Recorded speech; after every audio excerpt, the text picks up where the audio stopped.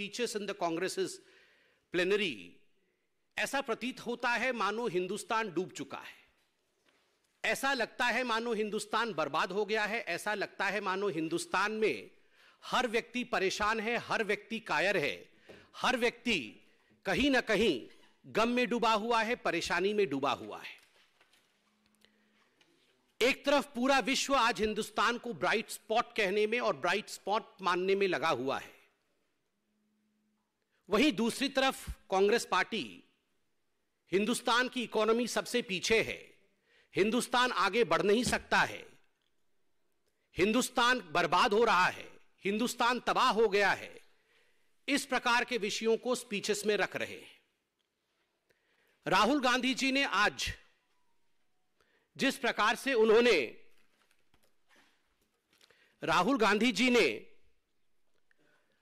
प्रकार से अपने भाषण में जम्मू कश्मीर के विषय में कहा है, मैं तो उन्हें धन्यवाद देना चाहूंगा कि for the first time he has acknowledged what the Modi government has achieved. Rahul Gandhi ji Jammu Kashmir पहुंचते हैं अपने भारत जोड़ो यात्रा में, और इस यात्रा में जम्मू कश्मीर में वो चारों तरफ तिरंगे झंडे देखते हैं, चारों तरफ उनको लहराता हुआ तिरंगा दिखता है। तो ये जो क्रेडिट है, ये क्रेडिट किसकी है? यह सवाल उठता है कि जिस जम्मू कश्मीर में पहले कोई तिरंगा नहीं लहराता था, इस प्रकार के स्टेटमेंट कांग्रेस के नेता देते थे, आर्टिकल 370 को छू के दिखाओ, तिरंगा को हाथ लगाने वाला कोई नहीं होगा, इस प्रकार के स्टेटमेंट कांग्रेस के सहयोगी और उनके नेता देते थे। आज अगर उसी जम्मू कश्मीर में कांग्रेस पार्टी को हजारों हजार तिरंगे दिख रहे हैं, तो स्वाभाविक रूप से इसके पीछे क्या कारण है, इसकी चिंतन भी राहुल गांधी को करना होगा। राहुल गांधी जी ने आज अपने भाषण में, अपने वक्तव्य में कहा कि terrorist infested Pulwama and terrorist infested places in Jammu Kashmir, Anantnag etcetera, वहां पर आज मैंने तिरंगा देखा। प्रश्न उठता है, किसके कारण टेररिज्म वहां पनपा? What was the reason as to why? What was the policy as to why we had terrorism in these areas which Rahul Gandhi today acknowledged were terrorist infested areas? And what was the reason as to why these areas today are peaceful? These areas show unity, these areas bring about development, and that's the reason as to why people have taken up Tiranga. आज अगर लोगों ने तिरंगा अपने हाथ में उठाया हुआ है, अगर लाल चौक में तिरंगा है, इसके पीछे का कारण सुशासन जो आदरणीय प्रधानमंत्री नरेंद्र मोदी जी की सरकार ने जम्मू कश्मीर को दिया है, वह है।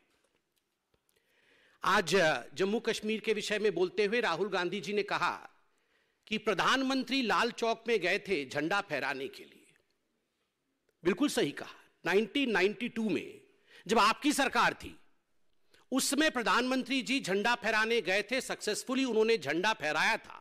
डिस्पाइट ऑल द चैलेंजेस, चुनौतियों के बावजूद लाल चौक में झंडा फहराया था, और उसी समय संकल्प लिया था कि भविष्य में हिंदुस्तान में ऐसा कोई स्थान नहीं होगा जहां हम धड़ल्ले से तिरंगा ना फहरा सके। और शायद इसी अनुभूति के कारण प्रधानमंत्री नरेंद्र मोदी जी ने हर घर तिरंगा इस कार्यक्रम को भी अंजाम दिया, और जम्मू कश्मीर में हमने लाखों तिरंगे हर घर तिरंगे के अंतर्गत देखा, और वही राहुल गांधी जी की भी अनुभूति रही। तो कहीं ना कहीं उन्होंने धन्यवाद दिया है to the Narendra Modi government. China के विषय में राहुल गांधी जी ने कहा, मुझे तो आश्चर्य लगता है। राहुल गांधी जी ने कहा कि कमजोर देशों को मारना और शक्तिशाली देशों के आगे झुक जाना। The first clarification that Bharatiya Janata party would demand out of Congress party is, ये कमजोर देश ऐसे कौन है जिनको भारतीय जनता पार्टी की सरकार मार रही है? क्या वो पाकिस्तान को कमजोर देश मानते हैं? It's a terrorist state. Pakistan had sent terrorists to India, unleashed mayhem in India. Pakistan ने आतंकवाद को भारतवर्ष में प्रवेश करने का मौका दिया, और जम्मू कश्मीर में अशांत वातावरण पैदा करने के लिए अगर कोई जिम्मेदार था तो वो पाकिस्तान है। इसलिए यह कहना कि कमजोर देशों को मारना, यह मानसिकता दिखाता है राहुल गांधी और कांग्रेस पार्टी का कि क्या कारण रहा है कांग्रेस पार्टी का। उन्होंने पीछे भी in the यस्टर months and years उन्होंने सर्जिकल स्ट्राइक और एयर स्ट्राइक के विरोध में कहा था और आज भी कहा कि कमजोर देशों को मारना। और जहां तक शक्तिशाली देशों के आगे झुकने का सवाल है, झुकते हुए तो हमने एके एंटोनी साहब को पार्लियामेंट में 2013 में अपने वक्तव्य, अपने स्पीच के दौरान देखा था।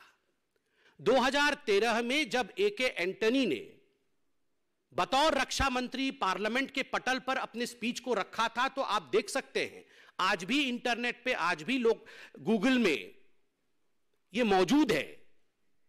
एके एंटोनी कहते हैं कि I will not be hesitant to accept the truth. For 70 long years the policy of India had been under developed border are the safest places because China is powerful. China को भारत में developed border पसंद नहीं है, इसलिए 70 वर्षों तक हमने अपने बॉर्डर को डेवलप नहीं किया, उसे अंडर डेवलप्ड रखा।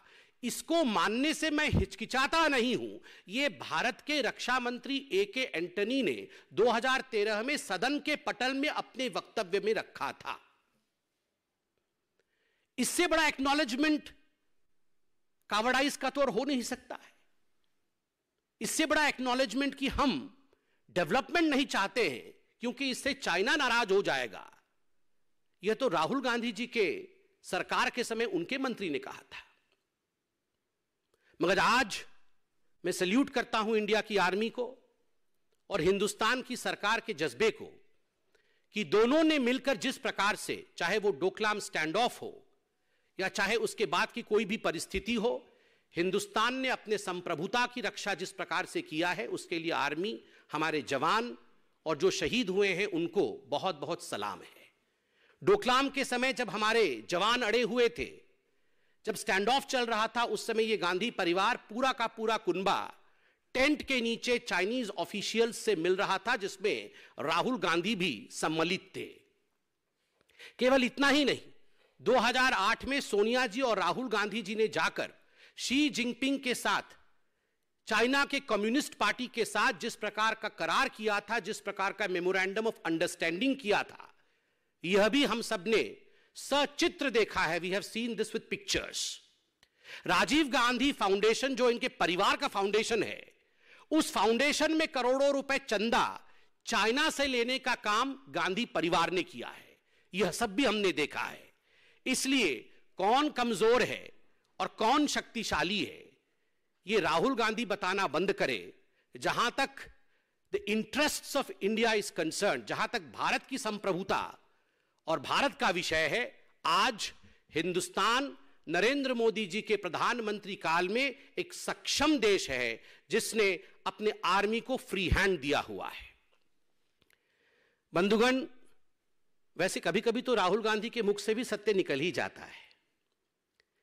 आज उन्होंने सत्याग्रह को मरोड़ करके सत्याग्रह किया, और पहले तो सत्याग्रह क्या होता है उन्होंने खुद ही बता दिया कि सत्याग्रह मतलब हम सत्ता के लिए आग्रहित हैं, और खुद ही कांग्रेस पार्टी की पॉलिसी को उन्होंने हमारे सामने रखा। बाद में शायद किसी ने बगल से इशारा किया कि अरे राहुल जी आपने गलती किया है, तो तुरंत उन्होंने उसे अमेंड करने की कोशिश की, मगर एक पल के लिए तो सत्य उनके मुख से निकल ही गया था। कौन 70 वर्षों तक सत्ता के लिए आग्रहित था और सत्ता में बने रहने के लिए कुछ भी कर गुजरने के लिए तैयार था, यह राहुल गांधी और गांधी परिवार से बेहतर कोई नहीं समझ सकता। राहुल गांधी जी ने कहा कि उन्होंने बहुत सोचा यात्रा के दौरान कि मेरी जिम्मेदारी क्या है। यह सोचने में राहुल गांधी जी ने बहुत देरी कर दी। 52 इयर्स के होने के बाद, 52 साल के होने के पश्चात उन्होंने सोचा कि मेरी जिम्मेदारी क्या होनी चाहिए। कांग्रेस के अध्यक्ष रह चुके राहुल गांधी ने अध्यक्ष पद को त्यागने के पश्चात सोचा कि मेरी जिम्मेदारी क्या होनी चाहिए। मैं बताता हूं राहुल जी, जहां तक जिम्मेदारी अर्थात रेस्पॉन्सिबिलिटी का सवाल है, कांग्रेस का एक ही मोटो है, गांधी परिवार का एक ही मोटो है, और वही आपका भी मोटो है। पावर विदाउट रिस्पॉन्सिबिलिटी, सत्ता जिम्मेदारी के बिना, जिम्मेदारी लेंगे नहीं और सत्ता चाहिए। आप सोच के देखिए, इस प्लेनरी सेशन में भी कहने को तो खड़गे जी अध्यक्ष हैं, किंतु पूरा का पूरा प्लेनरी सेशन लगता है मानो गांधी परिवार के इर्द गिर्द ही चल रहा है। कमल की पंखुड़ियां बिछाए जा रहे हैं किलोमीटर किलोमीटर तक, ताकि गांधी परिवार उस पर चल सके। तो रिस्पॉन्सिबिलिटी विदाउट पावर, यही आपकी जिम्मेदारी थी और यही आपकी जिम्मेदारी है राहुल जी। राहुल जी ने कहानी सुनाया।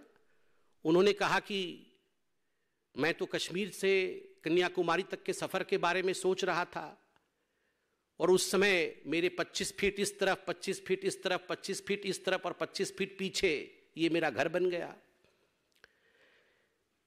और मैं इसी घर के साथ चला।